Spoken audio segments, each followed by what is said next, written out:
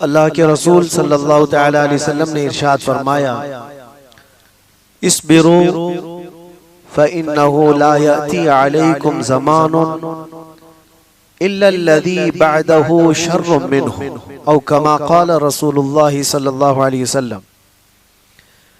मेरे आका सल्लल्लाहु अलैहि वसल्लम फरमाते हैं, तुम सब्र करो इसलिए कि तुम पर आने वाला हर ज़माना पहले ज़माने से बुरा आएगा। हम जिस ज़माने से आप गुज़र रहे हैं इसके बाद और आजमाइशें और आजमाइशें और आजमाइशें आने वाली हैं।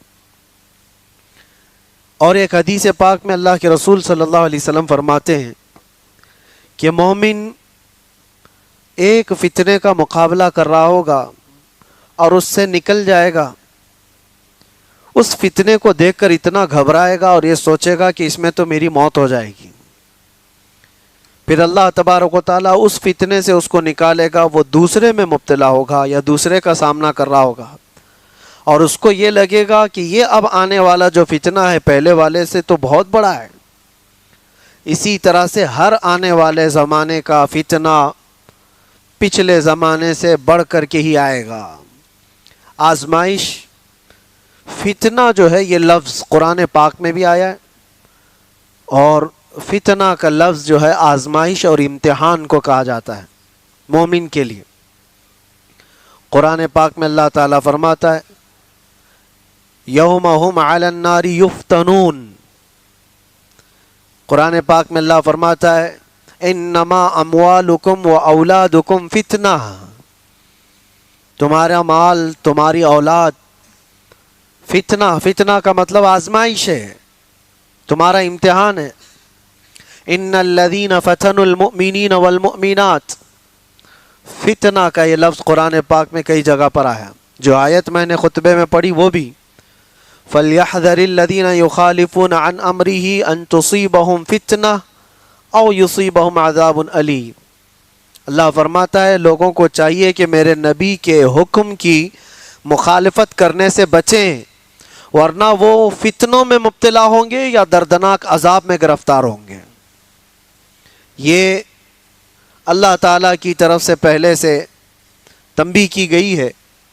हुजूर की मुखालिफत करोगे, नबी पाक सल्लल्लाहु ताला अलैहि वसल्लम की तालीमात को छोड़ोगे तो फितनों में मुब्तला होगे, बहुत सारी आजमाइशें आएंगी। आज जो हम फी ज़माना पूरी आजमाइशों में घिरे हुए हैं, क्या अपने गिरेबान में झांक कर देखें कि हुजूर पाक सल्लल्लाहु अलैहि वसल्लम की तालीमात के मुखालिफ नहीं चल रही पूरी उम्मत। जिस उम्मत को खैर उम्मत का लक़ब कुरान ने दिया, या अच्छाइयों का हुक्म देती है बुराइयों से रोकती है, वो कहाँ है तुम्हारा मनसब? क्या हर कोई वो जिम्मेदारी निभा रहा है? अच्छाइयों का हुक्म दे रहा है हर कोई, बुराइयों से रोक रहे हो हर कोई, डर रहा है हर कोई। ये सोचता है हमको क्या पड़ी है, कोई जा रहा है खड्डे में गिर रहा है तो हमको उससे क्या लेना देना। बुराइयों से रोकने का मिजाज उम्मत का ख़त्म होता चला गया। तुम खैर उम्मत हो, ये मनसब कभी तुमसे अलग नहीं हो सकता। और इल्म इस्लाम लाया है और आज इस्लाम के पैरोकार मुसलमान इल्म से दूर है। अखलाक इस्लाम ने दिया है पूरी दुनिया को, अखलाक इस्लाम ने दिया है। माँ और बहनों के दरमियान तमीज इस्लाम ने दिया, औरतों के हुकूक इस्लाम ने अता की। लेकिन ये सब बातें मैं इसलिए अर्ज कर रहा हूं कि क्या मुसलमानों में अब भी वो इस्लाम है, या रसूल पाक सल्लल्लाहु ताला अलैहि वसल्लम की तालीमात को इतना पीछे डाल दिया? कभी कभार मैं सोचता हूं मेरे अजीजों, अपने दिल पर हाथ रख करके बताओ, जिस रसूल पाक से तुम जान से ज्यादा मोहब्बत करने की बात करते हो, उस रसूल की कितनी हदीसें तुम्हें याद हैं? दूसरों के डायलॉग्स तो याद हो जाते, गाने जुबान पर यूं ही आ जाते हैं। वो इसलिए नहीं कि तुम गाने रट्टा मार के याद करते हो, सुन सुन के ही याद होते हैं, चलते फिरते लग जाते हैं, याद होते हैं। किसी के डायलॉग्स बहुत ज्यादा इधर उधर वायरल होते हैं, वो याद हो जाते हैं। लेकिन मैं ये पूछना चाहता हूं कि ये सुन सुन करके जब दुनियावी नगमे याद हो जाते हैं तो अपनी आदत ऐसी क्यों नहीं डाली कि मेरे नबी के नगमे भी सुन सुन के याद हो जाए, हुजूर की बातें याद हो जाए। बात यही है कुल मिलाकर कि हम जिस आजमाइश के शिकार हो रहे हैं आज या होंगे, इन सब का असल सबब कुरान ने कहा है रसूल पाक सल्लल्लाहु तआला अलैहि वसल्लम के हुक्म की खिलाफ वर्जी। देखो हुजूर के हुक्म की खिलाफ वर्जी दो तरह का करता है आदमी। एक जानबूझ के करने वाला, वो काफिर है, वो कहता है कि मैं मानता ही नहीं, नाउजुबिल्लाह, वो काफिर है। लेकिन एक अनजाने में करता है, वो हुजूर से मोहब्बत तो करता है लेकिन नफ्स कभी गालिब है, शैतान कभी गालिब है, सुस्ती कभी गालिब है, जिसकी वजह से इन अहकाम को अमल नहीं कर पाता, लेकिन नुकसान वो भी उठाएगा, वो भी उठाएगा। पहला वाला तो जहन्नम, जिसने जानबूझ करके इनकार किया हुजूर की हुजूर के फरामीन को, वो तो जहन्नम में जाएगा। और दूसरा वाला जो अनजाने में करता चला गया, तो वो दुनिया में फितनों में मुब्तला होगा, आजमाइश में आएगा। अल्लाह के नबी सल्लल्लाहु तआला अलैहि वसल्लम ने यह भी इरशाद फरमाया, एक जमाना तुम पर आएगा। एक साहबी हजरत हुज़ैफा रदियल्लाहु ताला वो फरमाते हैं कि सब लोग हुजूर सल्लल्लाहु अलैहि वसल्लम से अच्छाई के बारे में ज्यादा सवाल करते थे और मैं बुराइयों के बारे में ज्यादा सवाल करता था। वो कहते हैं खुद उसकी वजह यह है, इसलिए पूछता था कि कहीं उस बुराई में मैं मुब्तला ना हो जाऊं, कहीं उस बुराई से मेरा सामना ना हो जाए। तो हज़रत हुज़ैफा रदियल्लाहु ताला अन्हु ने हुजूर सल्लल्लाहु अलैहि वसल्लम से पूछा, या रसूल अल्लाह सल्लल्लाहु अलैहि वसल्लम, हम ज़माने जाहिलियत में थे, कुफ्र में थे, शिरक में थे, इस्लाम आया, खैर आया, अल्लाह ताला ने हमें एक शर से निकालकर खैर में लाया, तो क्या इस इस्लाम के खैर के बाद फिर कोई और शर आने वाला है?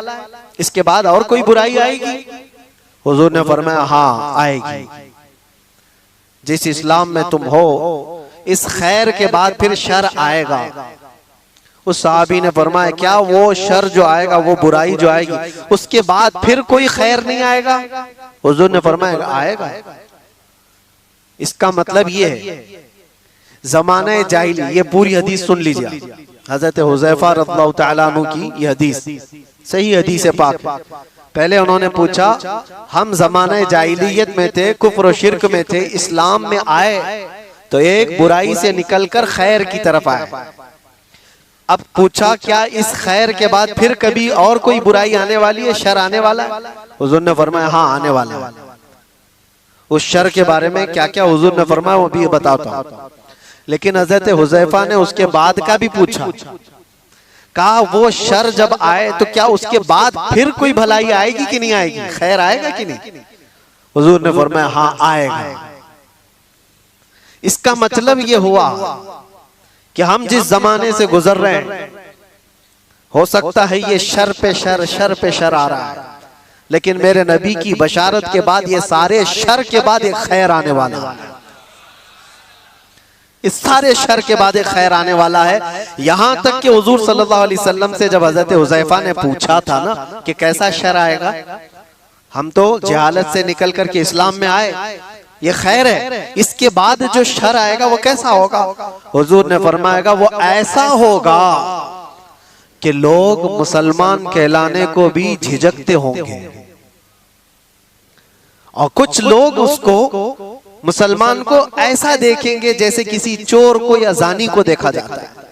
वो जमाना आएगा, वो शर का जमाना, यानी लोग उसको दिखा दिखा करके बोलेंगे ये देखो मुसलमान जा रहा है, ये देखो मुसलमान जा रहा है। मुसलमान होना ताज्जुब की बात हो जाएगी, ऐसा शर आएगा। और यहां तक कि हुजूर सल्लल्लाहु अलैहि वसल्लम फरमाते हैं जैसे जानी को लोग हिकारत से देखते हैं, एक सच्चे मोमिन को ऐसा देखा करेंगे। ये जमाना आएगा, तुम शर्माना मत कि लोग मुझे ऊपर से नीचे ऐसे ताड़ते हैं, इतना घूरते हैं, इतना देखते हैं। तुम मोमिन होगे तो देखेंगे जरूर और देखे जाओगे तुम। उनके देखने पर मैं अपना अमामा क्यों उतारूं, उनके देखने पर मैं अपनी दाढ़ी क्यों निकालूं, बल्कि वो घूर घूर के हमें बता रहे हैं कि हम मोमिन हैं। वो शर का जमाना आएगा कि लोग ताज्जुब से देखा करेंगे मोमिन को। ताज्जुब से देखेंगे और ताना भी मारेंगे कि ये देखो बड़ा मोमिन बनता है, ये बड़ा मुसलमान लगता है। अभी वो जमाना इतना ज्यादा आम तो नहीं है, लेकिन नमाजियों को तो ताना देते हैं, टोपी वालों को, दाढ़ी वालों को, अमामे वालों को तो ताना देते ही हैं। हुजूर की सुन्नत पर जो आता है उसको नहीं लोग मजाक में लेने लग जाते हैं। याद रखना, कुफ्फार और मुशरिकीन जो मजाक कर रहे हैं वो तो जहन्नम में जाएंगे, लेकिन कोई मुसलमान अगर हुजूर की सुन्नतों का मजाक करेगा तो दायरे इस्लाम से खारिज हो गया, उसने कुफ्र किया है। हुजूर पाक सल्लल्लाहु तआला अलैहि वसल्लम की सुन्नत को हल्का जानना कुफ्र है। अब सुनो, इतना ही नहीं, उस शर के बारे में हजरत हुज़ैफा ने जो पूछा था, ये खैर के बाद जो शर आएगा, बुराई आएगी, वो क्या क्या होगी। हुजूर ने फरमाया ऐसा होगा कि हथेली पर अंगारा लेकर खड़ा होना आसान होगा, मुसलमान बन करके रहना और मुश्किल।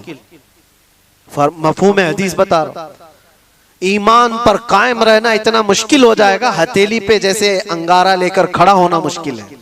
ऐसा ही है आज। अमानत के साथ बरकरार रहना, नजरों की हिफाजत के साथ कायम रह जाना, हुजूर की सच्ची मोहब्बत, अकीदत और उनकी उल्फत के साथ इस जमाने में जी लेना, अपने हथेली पे अंगारा रखने से कम नहीं है। ये कम नहीं है मेरे अजीजों, बड़ी आजमाइशें होती हैं। लोग नारे लगा करके समझते हैं कि आसान है। हाँ, शायर ने ये कहा था, ये शहादत गहे उल्फत में है कदम रखना। लोग आसान समझते हैं मुसलमान होना, कदम कदम पर शहादतें, कुर्बानियां हैं। अब सुनो एक और हदीस, यहां तक तुम परेशान हो चुके होंगे, इतने परेशान हो चुके होंगे कि कभी कब्रिस्तान की तरफ से गुजर रहे होंगे तो हुजूर फरमाते तुम कब्रों वालों को देख करके ये तमन्ना करोगे काश उसकी जगह मैं होता तो अच्छा होता, क्योंकि वो फितनों से बचकर चला गया, हमसे पहले चला गया, अब महफूज सोया है, और हम रोजाना एक नए फितने का मुकाबला कर रहे हैं। ये कैफियत आएगी ईमान वालों पर।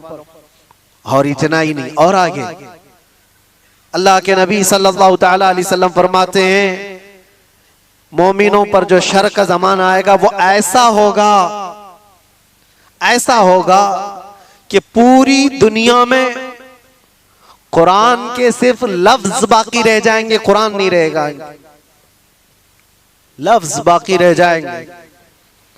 और मुसलमानों में नमाजों से दूरी, ये सारी चीजें आ जाएंगी, कुरान तक इनके बीच में नहीं रहेगा, कुरान के लफ्ज रह जाएंगे। का मतलब यही है कि कुरान तो मौजूद है लेकिन कितनों के पास है।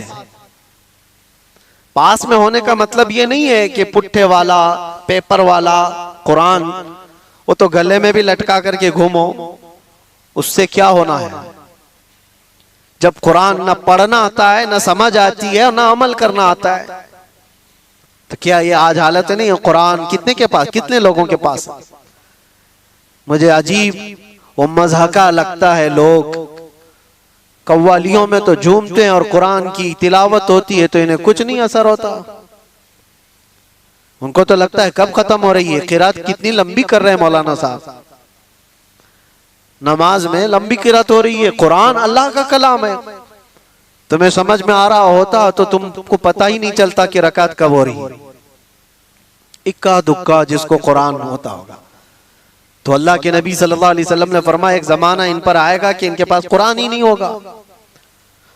तो सहाबा डर गए, इतना शर आएगा इनके पास। हुजूर ने यह भी फरमाया चरवाहे लोग होंगे, कम जात के लोग होंगे, लेकिन बड़ी बड़ी इमारतें बनाकर सजा रहे होंगे, सब घरों की ज़ेबो ज़ीनत में लगे होंगे, आराइश में लगे होंगे। आज ये तो देखने को मिलता है। बल्कि ये भी फरमाया मेरे आका सल्लल्लाहु अलैहि वसल्लम ने कि वो बड़े बड़े तख्तों पर बैठकर हुकूमत भी करेंगे। वो सब अलामात आज देखने को मिलती है। हर छोटा बड़ा, बड़े लोगों की बात तो अलग है, एक छोटा सा आदमी भी आज सब इस ज़ेबो जीनत में लगा हुआ है। मस्जिदें सजा दी जाएंगी और उसमें नमाजी नहीं रहेंगे। सब मस्जिदें मार्बल की हैं, सब मस्जिदों में कालीन है, तकरीबन मस्जिदों में एसी है, सब आरामदेह चीजें सब, लेकिन सजदा करने वालों के लिए मस्जिदें ढूंढ रही नहीं है। ये वो जमाना आएगा, नबी पाक ने जब ये फरमाया तो सहाबा इकराम रिदवानुल्लाह ताला अलैहिम मजमाइन जो सवाल कर रहे थे। अब जाहिर सी बात है, अब मैंने इतनी अलामतें जो बताई, डर और खौफ लग रहा है कि नहीं लग रहा है? डर और खौफ है कि नहीं? क्या ऐसा जमाना आएगा कि लोग हमको मोमिन होने पर ताना देंगे? और इतना ही नहीं, हुजूर ने यह भी फरमाया कत्ले आम बढ़ जाएगा, हरज बढ़ेगा। लालच की बुनियाद पर 100 लोग होंगे तो 99 कत्ल हो जाएंगे, एक बच जाएगा। इतने ज्यादा कत्ले आम, मौतें ज्यादा होने लग जाएंगी। अब ये सब था जो शर का जमाना है। तो हजरत हुज़ैफा ने फरमाया या रसूल अल्लाह सल्लल्लाहु अलैहि वसल्लम, उस शर के बाद कोई खैर आएगा कि नहीं आएगा? हुजूर ने फरमाया हाँ आएगा। जब पूरी दुनिया में इस तरह का जुल्म आम हो जाएगा, अल्लाह इमाम मेहदी को पैदा फरमाएगा। ये खैर का जमाना होगा, ये खैर का जमाना होगा। हुजूर अकरम सल्लल्लाहु अलैहि वसल्लम फरमाते हैं फिर मेहदी को अल्लाह पैदा फरमाएगा और मेहदी पूरी उम्मत को जमा करेगा और पूरी दुनिया में सिर्फ एक कलमा गूंजेगा, ला इलाहा इल्लल्लाह मुहम्मदुर रसूलुल्लाह सल्लल्लाहु अलैहि वसल्लम। ये हदीस पाक मैंने पूरी सुनाई जो हजरत हुज़ैफा रदियल्लाहु ताला अन्हु से मरवी है। उस शर के बाद एक खैर आने वाला है, लेकिन उस खैर के आने तक हमें इंतजार तो है। यहां तक के लोग भूल चुके होंगे दीन को। नबी पाक सल्लल्लाहु ताला अलैहि वसल्लम ने इमाम मेहदी के ज़हूर से पहले जो चीजें हैं उसके लिए इरशाद फरमाया कि लोग दीन पूरा भूल चुके होंगे, कुरान इनके बीच में नहीं होगा, तब इमाम मेहदी आएंगे। दुआ तो हम ये करते ही हैं कि अल्लाह ताला इमाम मेहदी का जमाना अता फरमाए। हर एक की ख्वाहिश है जो इमाम मेहदी का ज़हूर और तज़किरा सुनता है, वो एक परचम तले पूरी दुनिया जमा होगी, वो दौर कैसा होगा। उस चीज के लिए तमन्ना तो सब करते हैं, लेकिन दुआ ये भी करो उस दौर के पहुंचने तक। ये जो शर का जमाना, ये जो फितनों का जमाना है, अल्लाह इसमें सब्र और इस्तिकामत अता फरमाए। जो इसमें से बचकर निकला वो ईमान वाला है। अजीज़ान गिरामी वक़ार, आज के हालात में और हुजूर अकरम सल्लल्लाहु अलैहि वसल्लम ने यह भी फरमाया ला तक़ूमुस्साअतु हत्ता यख़रुज 30 दज्जालून 30 कज़्ज़ाबन, यानी हुजूर फरमाते 30 के करीब दज्जाल आएंगे। वो जो काना दज्जाल है वो बाद में आने वाला है। वो हदीस वहीं तक खत्म नहीं हुई। हजरत हुज़ैफा की जो हदीस है, फिर से शुरू से मैं आपको बताऊं। उन्होंने कहा हम कुफ्र में थे, जिहालत में थे, अल्लाह ताला ने इनाम फरमाया और हम खैर में आए, इस्लाम में आए। तो या रसूल अल्लाह, इस खैर के बाद कोई शर है? हुजूर ने फरमाया हाँ, उस शर आएगा, मैंने बताया शर। फिर इमाम में हजरत हुज़ैफा ने पूछा उस शर के बाद फिर खैर आएगा? हुजूर ने फरमाया हाँ आएगा। इमाम मेहदी को अल्लाह ताला मबूस फरमाएगा, पैदा फरमाएगा। फिर हजरत हुज़ैफा ने फरमाया वो खैर के जमाने के बाद फिर शर आएगा? हुजूर ने फरमाया हाँ, इतना शर आएगा कि कयामत आएगी और तुम रब से मुलाकात करोगे। ये आखिरी दौर है, यानी ये नहीं है कि इमाम मेहदी के दौर के बाद फिर सब कुछ सही हो जाएगा। वो जमाना लिमिटेड टाइम का है, उसके बाद फिर शर आएगा और ऐसा शर आएगा कि पूरी रोए जमीन पर कोई कलमा पढ़ने वाला ही नहीं रहेगा। कयामत ईमान वालों पर नहीं आएगी, इतनी बात याद रखो। पूरी रोए जमीन पर एक भी ईमान वाला होगा तब तक कयामत नहीं आएगी। कयामत सिर्फ और सिर्फ कुफ्फार और मुशरिकीन पर आएगी। कयामत वो सबसे बड़ी आजमाइश बहरहाल जिन आजमाइशों से हम आज गुजर रहे हैं, इसमें अल्लाह के नबी सल्लल्लाहु अलैहि वसल्लम ने फरमाया, इस्बिरू, सब्र करो, सब्र करो। सब्र दो किस्म का है, सब्र अलल मसाइब, सब्र अलल मासी। मुसीबतों पर भी सब्र करना है, ये आसान है। जो बड़ा सब्र है ना, वो दूसरी किस्म का है। हुजूर पाक सल्लल्लाहु अलैहि वसल्लम ने फरमाया, सब्र करो। सब्र, मशक्कत आई, मुसीबत आई, कोई इस तरह से घिर गया परेशानियों में कि निकलना मुश्किल है, ये सब इसको कहते हैं सब्र अलल मसाइब। मुसीबतों पर सब्र करना ये छोटा है। और बड़ा सब्र क्या है? ख्वाहिशाते नफसानिया और गुनाहों पर सब्र करना, ये बड़ा सब्र है। ये बड़ी आजमाइश है। दुनिया तुम्हारे सामने सब ओपन करके लाएगी, हर चीज खोल कर लाएगी। एक हदीस पाक ये भी अल्लाह के नबी सल्लल्लाहु अलैहि वसल्लम फरमाते हैं, फितने ऐसे जाहिर होंगे तुम पर, ऐसे जाहिर होंगे कि शाम में मोमिन होंगे, सुबह काफिर हो जाएंगे। सुबह मोमिन होंगे, शाम में काफिर हो जाएंगे। युस्बिहु मुमिनन व युमसी काफिरन, अल्लाह के रसूल सल्लल्लाहु अलैहि वसल्लम फरमाते हैं। और फितनों का ज़ुहूर ऐसा होगा, इतनी आजमाइशें कि हुजूर पाक सल्लल्लाहु अलैहि वसल्लम ये फरमाते हैं, एक फितना दूसरे फितने को अच्छा करके दिखाएगा। ये अच्छी चीज है, यूज करने वाली चीज है। ये बहुत सारे लोग उन फितनों को बेहतर समझ करके उसमें मुलव्विस हो जाएंगे। ये सब क़यामत की निशानियों में, आखिरी जमाने में होने वाले हवादिस। और रसूल पाक सल्लल्लाहु तआला अलैहि वसल्लम ये भी इरशाद फरमाते हैं कि मैं यहीं से देख रहा हूं, जैसे तस्बीह के दाने टूट कर बिखर जाते हैं। तस्बीह अगर टूट जाए तो इसके दाने जिस तरह बिखर जाते हैं, तुम पर फितने इस तरह से होंगे, एक दाना पकड़ने जाओगे दूसरा निकल जाएगा, दूसरा पकड़ने जाओगे तीसरा निकल जाएगा। तुम इन फितनों से बचने के लिए एक का हल तलाश करते होंगे, दूसरा खड़ा हो जाएगा, दूसरा तलाश करोगे, तीसरा खड़ा हो जाएगा। हमें जीना तो अब इन्हीं के बीच में है, ईमान के साथ जीना है। अब उन तमाम बातों के बाद हजरत हुज़ैफा रदी अल्लाह तआला अन्हु ने ये सवाल पूछा, या रसूल अल्लाह सल्लल्लाहु अलैहि वसल्लम, शर के बाद खैर आया, खैर के बाद शर, शर के बाद खैर, फिर खैर के बाद शर, लेकिन जब जब शर का जमाना आए आप हमें क्या वसीयत फरमाते हैं?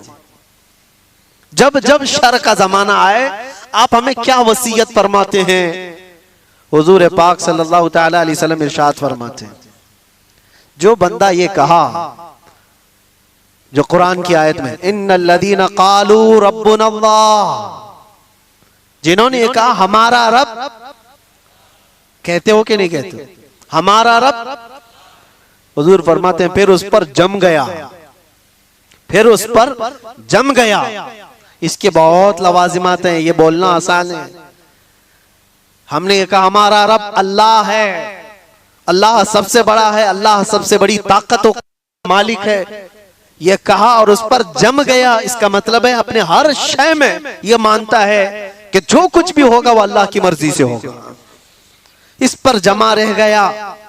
फिर दूसरी चीज हुजूर पाक सल्लल्लाहु अलैहि वसल्लम फरमाते हैं, वो आखिरत पर, आखिरी दिन पर अल्लाह से मुलाकात करने को सबसे ज्यादा यकीन रखता हो, इन शर के जमाने में वो महफूज रह जाएगा।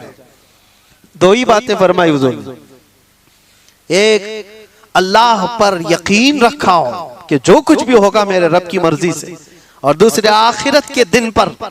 यह बहुत अहम बात है। तुमको अगर यकीन हो जाए कि मुझे आखिरी दिन खड़ा होना है मेरे रब के हुजूर, फमन यअमल मिस्काल ज़र्रतिन खैरन यरा व मन यअमल मिस्काल ज़र्रतिन शर्रन यरा। इसका मतलब जानते हो? अल्लाह फरमाता है जो जर्रा बराबर, जर्रा बहुत छोटा होता है, ये हवा में जब उड़ती हुई चीजें हैं ना, उसमें बारीक जो सबसे बारीक चीज होती है उसको जर्रा कहते हैं, वो पकड़ में भी नहीं आती, जो हवा में दिखती है। कभी धूप में आप देखना, धूल के जो जर्रे होते हैं उसको जर्रा कहते हैं। अल्लाह फरमाता है तुम अगर उस जर्रे के बराबर भलाई किए होंगे, कयामत के दिन अल्लाह वो भी सामने लाएगा, देखोगे तुम उसको, और उतनी बराबर बुराई करे होगे वो भी अल्लाह तुम्हारे सामने लाएगा। उस आखिरत के दिन पर अगर तुम्हारा यकीन हो तो फितनों के जमाने में बंदा बच जाएगा, बच जाएगा। अल्लाह की जात पर यकीन हो, आखिरत पर यकीन हो। मैं एक बात कहता हूं, हजरत महबूब इलाही के पास एक बंदा आया था, उनका मुरीद था। उसने कहा कि हुजूर, इंसान है, ख्वाहिशात हैं, तमन्नाएं होती हैं, कभी कभार तो गुनाह करने की ख्वाहिश आती है, बहुत ज्यादा आती है, तो इतनी परमिशन तो होना चाहिए, थोड़ा बहुत गुनाह कर ले आदमी, इजाजत के साथ कर ले। करता तो है लेकिन पकड़ हो जाती है उस पे। उसने सवाल ये किया, कभी कभार गुनाह करने की परमिशन होनी चाहिए, इजाजत होनी चाहिए? आपने फरमाया हाँ होना तो चाहिए। ओ मुरीद तो फैल गया, हजरत ने कह दिया है अभी, लेकिन उन्होंने कहा दो शर्तें, दो शर्तें। उसने कहा जल्दी बताइए हजरत क्या शर्तें हैं वो? उन्होंने कहा गुनाह करना है, अगर बुराई करना है तो पहली शर्त ये है कि अल्लाह की सल्तनत से बाहर जाके करे। पूरी कायनात उसकी सल्तनत में है या नहीं? वलिल्लाहि मुल्कुस समावाति वल अर्द, कुरान में बेशुमार कई जगह पर अल्लाह ने फरमाया सारे आसमानों और जमीनों की बादशाहत अल्लाह की है। लेकिन सुल्तानुल औलिया महबूब इलाही कहते हैं करना है तो ठीक है, एक शर्त तो ये है उसकी सल्तनत से बाहर निकल करके कर। कहा ये तो नहीं हो सकता, ये तो नहीं हो सकता, कहां जाऊंगा? जहां भी जाए वो उसकी बादशाहत है। लेकिन दूसरी क्या है? आपने फरमाया दूसरी ये है करना हो गुनाह तो उस वक्त करे जब तेरा रब सो रहा हो। उसने कहा ये कैसी बात है? ला तअखुदुहु सिनतुम वला, उसको ना ऊंघ आती है ना नींद आती है। अल्लाहु ला इलाहा इल्ला हुवल हय्युल क़य्यूम, वो अल्लाह हय और क़य्यूम, हमेशा से जिंदा, हमेशा जिंदा रहने वाला, हर शय को अपनी कुदरत से कायम रखने वाला। उसे ऊंघ भी नहीं आती, नींद भी नहीं आती, हर चीज को वो देख रहा है। कुरान में अल्लाह फरमाता वल्लाहु खबीरुम बिमा तअमलून, तुम्हारे सारे कामों से वो बाखबर है। यअलमु खाइनतल अयुनि वमा तुख्फिस सुदूर, तुम्हारी आंखें जो खयानत करती हैं अल्लाह वो भी देख रहा है। तुम्हारे दिल में जो वसवसे गुजर रहे हैं अल्लाह उससे भी बाखबर है। कोई चीज नहीं बची। वो कब सोएगा? नहीं, सोने वाले खुदा पर तो हम ईमान ही नहीं रखते। सोने वाले खुदा पर हम ईमान नहीं रखते। वो कोई और होगा, 6 महीने सोता होगा, 6 महीने जागता होगा।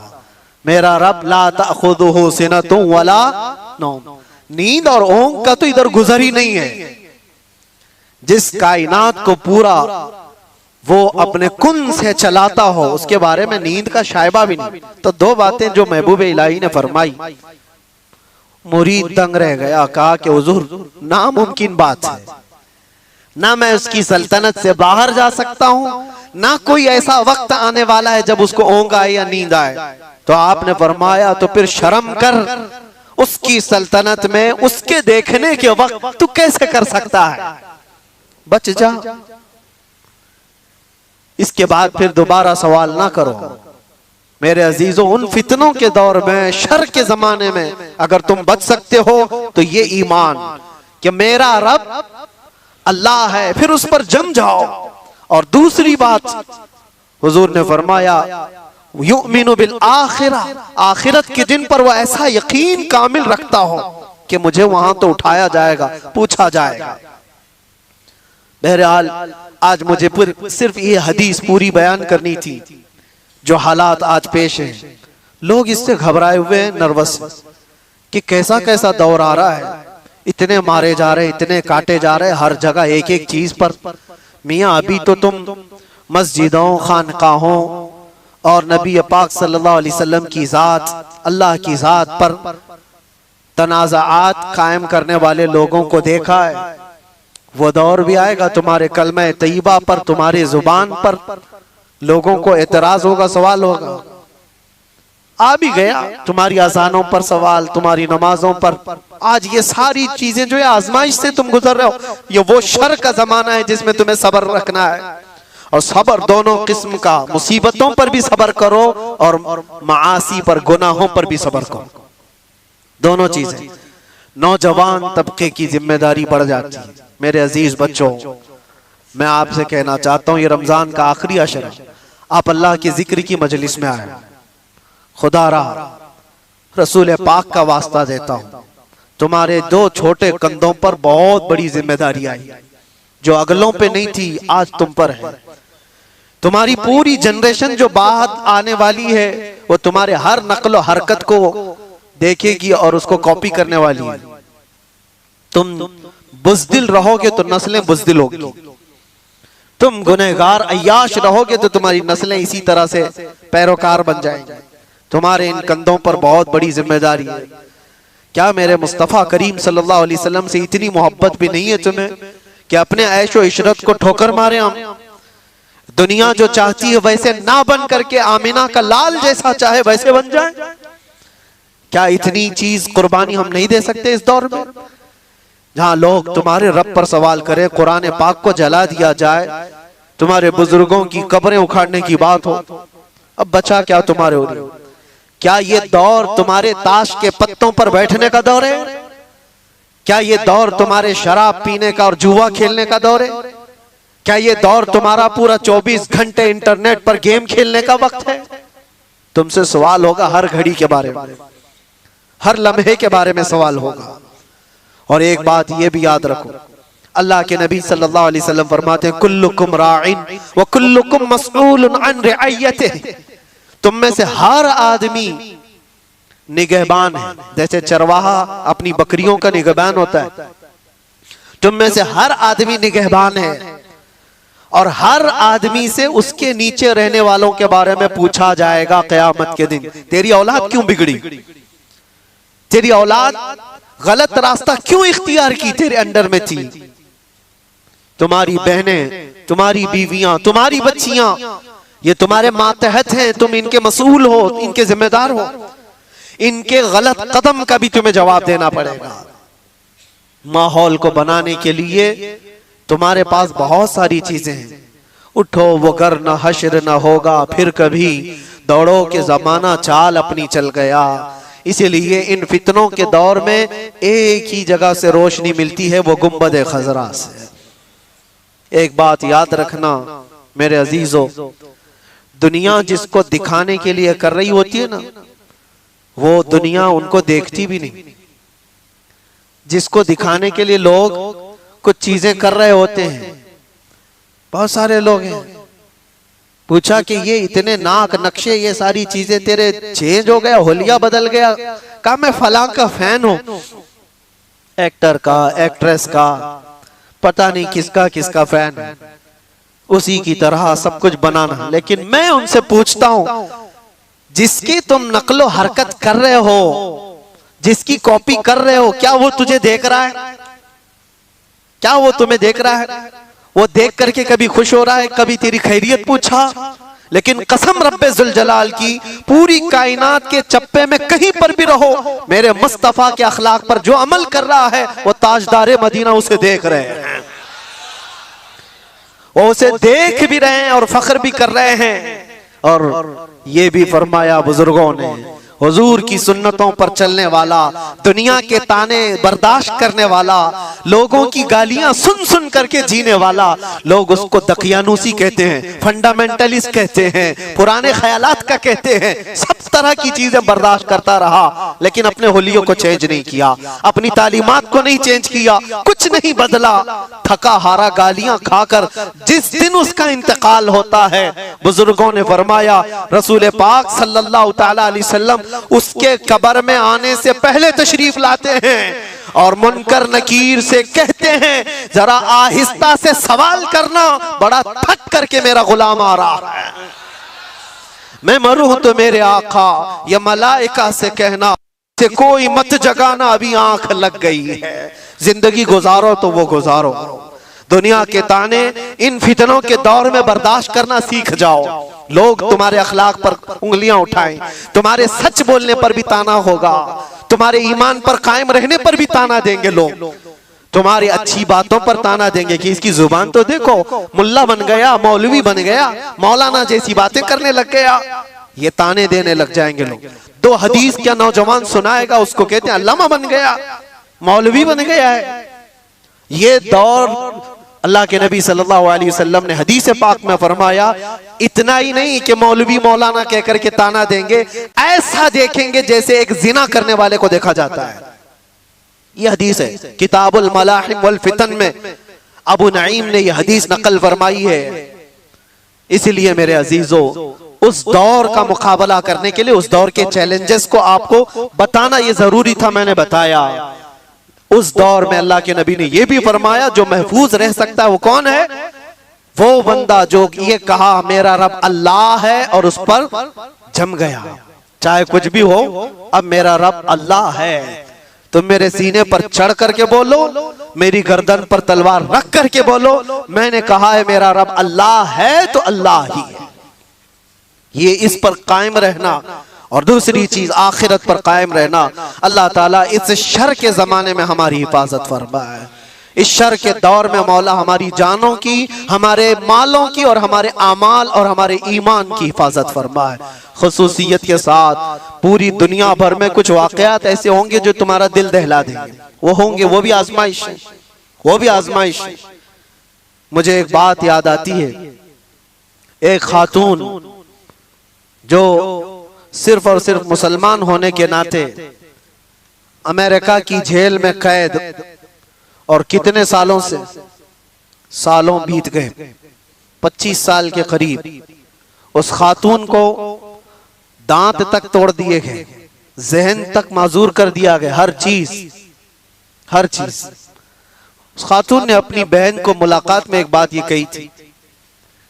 बहन मिलने के लिए गई तो उस खातून ने कहा कि जेल की अजियतें बहुत सख्त हैं। मैं जानता हूं मेरे अजीज, एक दिन 1 साल के बराबर कटता है। मैं जिस जेल में रह करके आया, वहां पर लोग 22-22 साल से अंदर हैं। कितनों के घर उजड़ गए, खत्म हो गए, कितनों के घर वाले इंतकाल कर गए, वो आ ना सके, कितनों की औलाद बिखर गई, कुछ तो ऐसे कंप्रोमाइज करके रह गए कि अब हमारी जिंदगी का खात्मा इन्हीं 4 दीवारों के अंदर है। कुछ बर्दाश्त न करते हुए रस्सियां लटका करके अपने आप को फांसी पर झूल गए। हालात बड़े सख्त, बहुत सख्त आजमाइश का दौर। एक खातून जो ईमान की बुनियाद पर, इस्लाम की बुनियाद पर कैद में गई, अजियतों पर अजियतें दी गई, इतनी अजियतें कि पैर फैलाने की भी जगह नहीं थी, इतनी छोटी बैरक दी गई। उसमें 20 साल कट गए हों। बहन ने एक बार पूछा कि ये अजियतें जो इतनी सख्त गुजर रही हैं, तो वो हंसकर कहने लगी, कोई बात नहीं, मैं खुद भी घबराई हुई थी बहुत, लेकिन इस छोटी सी 4 दीवारी के अंदर बहुत थक करके एक दिन सोई तो ख्वाब में रसूल पाक तशरीफ लाए। बर्दाश्त से ज्यादा हो गया तो मेरे मुस्तफा तशरीफ लाए। हुजूर पाक सल्लल्लाहु अलैहि वसल्लम से मैंने अर्ज किया कि आका, ये जमाना कब खत्म होगा मेरी आजमाइश का, ये मेरा इम्तिहान कब खत्म होगा, इतनी अजियतों से गुजारा जा रहा है, ये कब खत्म होगा। अल्लाह के नबी सल्लल्लाहु ताला अलैहि वसल्लम ने क्या फरमाया, कहा खातून ये तेरी आजमाइश थोड़ी ना, ये उम्मत की आजमाइश है। देखा जा रहा है कि उम्मत मजे लेकर सो रही है। तुम क्या समझते हो, ये जो छोटे छोटे बच्चे रोज हिलाक हो रहे हैं बिलबिलाते हुए, आग के गोलों के नीचे उनकी सुबह और शामें होती हैं, उनकी चीखों को दुनिया ये समझती है कि एक इलाके का झगड़ा है। मैं कहता हूं पूरी कायनात के मुसलमानों का ये इम्तिहान है, आजमाइश है। तुम फिजिकली उनकी मदद नहीं कर सकते तो कम से कम अपनी जिंदगी तब्दील करो ताकि तुम्हारी दुआएं बारे इजाबत से टकराएं, अल्लाह की बारगाह में तुम्हारी दुआएं तो जाए। इसलिए मैं ये कहता हूं, यह आखिरी अशरा है, मजलूम फिलिस्तीनियों के लिए भी हम दुआ करते हैं, मौला उन पर आए हुए उस जमाने को जल्द से जल्द खत्म फरमा दे। पूरी दुनिया रमजान मना रही है, पूरी दुनिया ईद की तैयारियों में बाजारों में दौड़ी दौड़ी घूम रही होगी, लेकिन वहां पर जनाजे निकल रहे हैं। सुबह एक जनाजा, शाम में एक जनाजा, बल्कि एक ही रास्ते पर 80-80 जनाजे जा रहे होते। मैं कभी सोचता हूं उनके घरों पर ईद कैसे आती है, उनके घरों पर इफ्तार और सहरी कैसे आती है, रमजान कैसे है। लेकिन इन सब हालात के बावजूद जो खबरें आती हैं कि ना वो अजान में कम हुए हैं ना नमाज में, वह दुखती हुई आवाज में दर्द के साथ, अजानों के साथ भी अपने ईमान को कायम रखे हुए हैं। एक बड़ी आजमाइश है। मैं इसलिए जज्बात में बोलता हूं कि दर्द होता है, तकलीफ होती है। मेरे आका सल्लल्लाहु अलैहि वसल्लम ने फरमाया, मैं फिर से अपने लहजे में कहता हूं, कुछ कुत्तों को इन बातों पर यह तकलीफ अगर होती हो कि कहीं और तकलीफ हो रही है तो आपको बोलने की क्या जरूरत, तुम्हें पता ही नहीं ईमान किसे कहते हैं। मेरे आका ने फरमाया, मसलुल मुमिनी का मसली जसदिन इज़ा इश्तका अदुन तुदआ लहु साइरुल जसदि बिस्सहरी वल उम्मा। हुजूर फरमाते हैं, पूरे मोमिनों की मिसाल एक जिस्म की तरह है। एक अज़ू को तकलीफ हो तो पूरे जिस्म में बुखार आता है, एक अज़ू को तकलीफ हो तो पूरे जिस्म में बुखार आता है। इसी को ईमान कहते हैं। फिर वो ईमानी क्या है जो दूसरों की तकलीफ का एहसास नहीं करता हो। एहसास के साथ अपनी जिंदगियां बदलनी है। या आखिरी अशरे में गिड़गिड़ाओ और अपने रब से मांगो कि मौला हमें भी बदल दे और उनके हालात भी बदल दे। वो दौर मौला जल्द से जल्द अता फरमा जिस दौर में हर जगह हम खुली सांसों के साथ ये कह सके लब्बैक या रसूल अल्लाह।